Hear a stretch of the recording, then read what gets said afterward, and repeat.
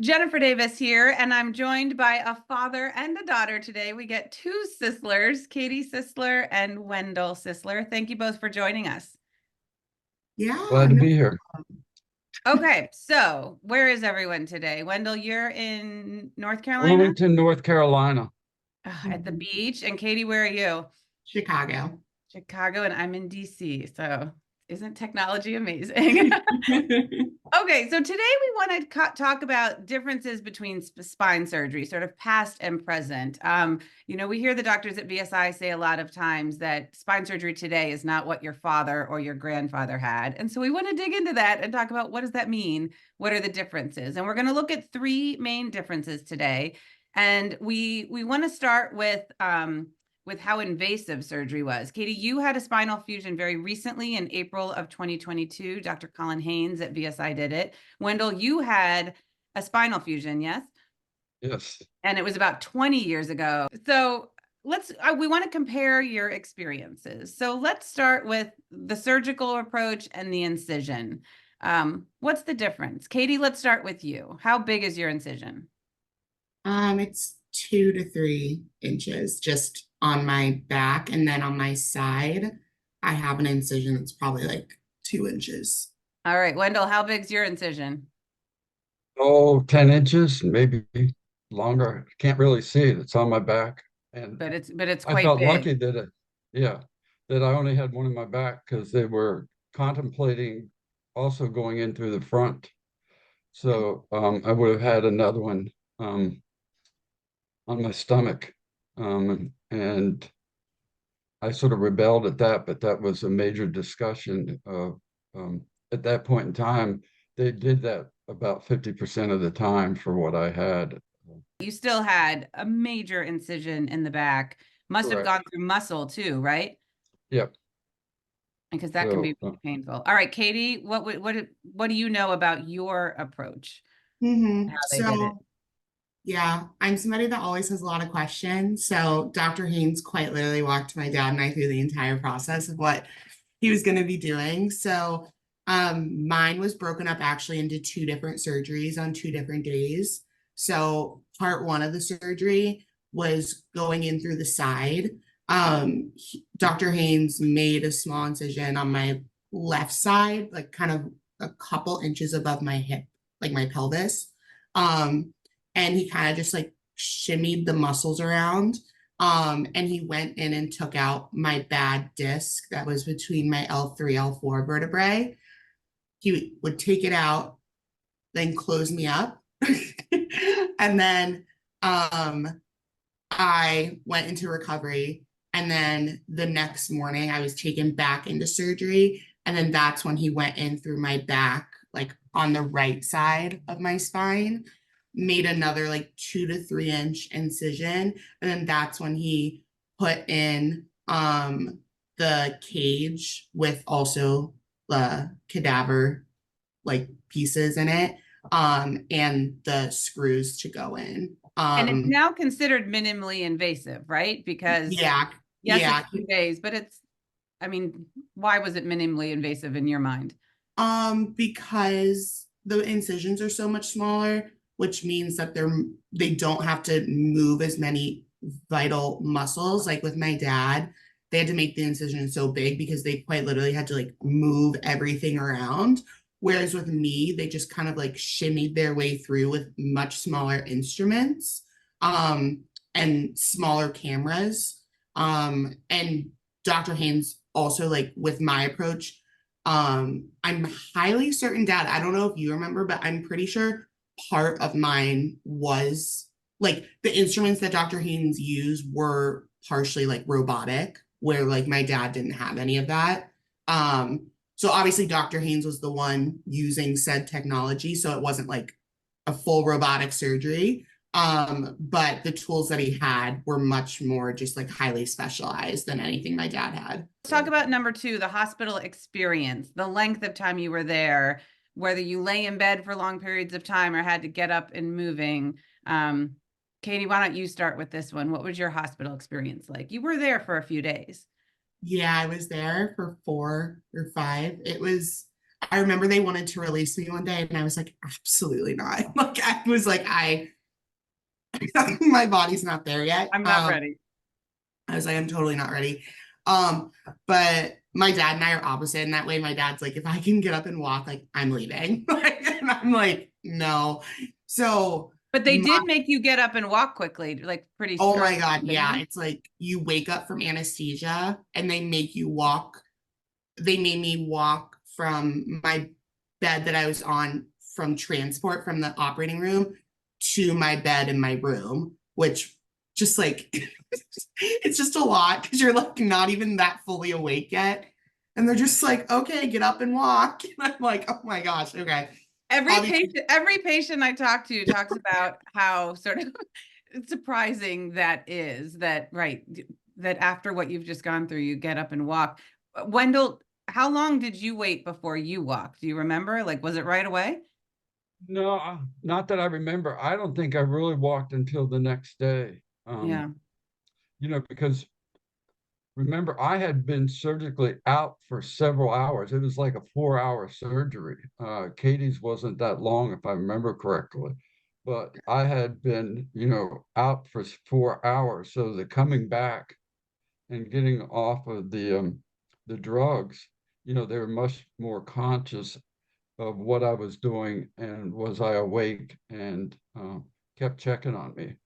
Yeah. Because anesthesia, There's also a lot of that talk about when our parents and grandparents had surgery, there was a lot of immobilization or making sure you lay still and rested. And there was a different philosophy. I think with me, they were more just round the clock, the nurses and the PT team at just getting me up and moving like every couple hours, especially after part two of the surgery. After part one, it wasn't really like, oh, you need to be up and walking because like the surgery wasn't finished yet. So after part two, it was like, you need to be up and walking like a good amount. All right, let's talk the recovery. The length of time it took to recover, the kind of pain you had during the recovery.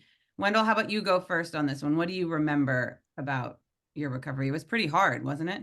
Yeah, and it was, it felt like it went on and on. And then at a certain point, I said I had had enough of this. And I went and got a walking stick and started walking 5 miles a day because it had been almost a month. I guess it had been 3 weeks. Were you And using a recovery, walker in the beginning, did Katie say? And your wife was yeah, helping you a lot, right? I had to walk her and all that kind of stuff. And although I could get up, I was pretty much limited to one floor because our bedroom was upstairs, and getting up and down steps, I could do it. In fact, I couldn't leave the hospital till I showed that I could move up and down steps, but that was like one step at a time. So Yeah. if I went downstairs, I stayed downstairs. All right. So Katie, he had a wheelchair, he had a walker, he had a cane. It was pretty immobilized for quite a while. What was your experience?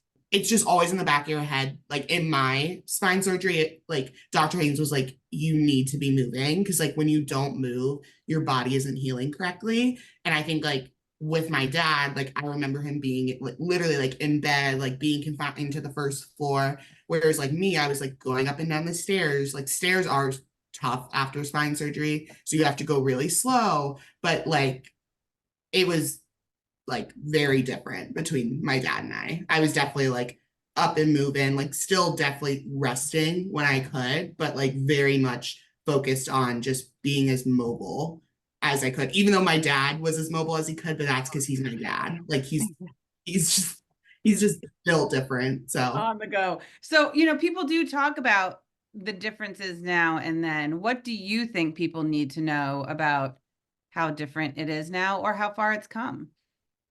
I think because it's less evasive, um, it's you're able to do a lot more if you want to do it. And I think that's, having had some other surgeries now. I just had a full knee replacement 7 or 8 months ago. But you've got to recognize that you got to do PT every day, and you are going to find some things that bother you. Like Katie said, getting out of bed, because of the muscle group, front or back. Initially I sort of rolled out of bed, and it was easier to get on. If you could get it on your hands and knees, then you could stand up. Katie, what do you But think? After watching what your dad went through and then sort of knowing what you went through, Mhm.